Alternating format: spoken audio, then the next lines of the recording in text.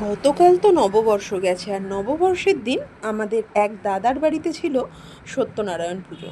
তো প্রসাদ দিয়ে গেছে, প্রসাদের সাথে মিষ্টিও ছিল, কিন্তু মিষ্টিটা খাবো না বলে তুলে রেখে দিয়েছিলাম। আর মাকে বললাম তুমি একটু ফল নিয়ে নাও, তারপর আমি খাবো। কারণ মা এটা পুরোটাই আমায় দিয়ে দিচ্ছিল, আর পুরোটা খেতে একটু ইচ্ছে করছে না। আর আমার মায়ের এক্সপ্রেশন দেখো, মায়ের ভিডিও করা মা মোটেই পছন্দ করে না, তাই কোনোভাবে ক্যামেরার দিকে তাকানো চলবে না। সেই এদিক ওদিক করে ঘুরে গিয়ে ওখানে গিয়ে বসলো, আর মুখে একটাই কথা, কেন ভিডিও করছিস বলতো।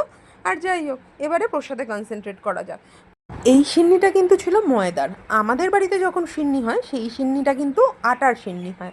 আচ্ছা, তোমাদের বাড়িতে কিসের সিন্নি হয়, আটা না ময়দা? আমি তো গতকাল স্নান সেরে এসেই প্রসাদ খেতে বসেছিলাম, আর তাই চুলটা এরকমভাবে হয়েছিল।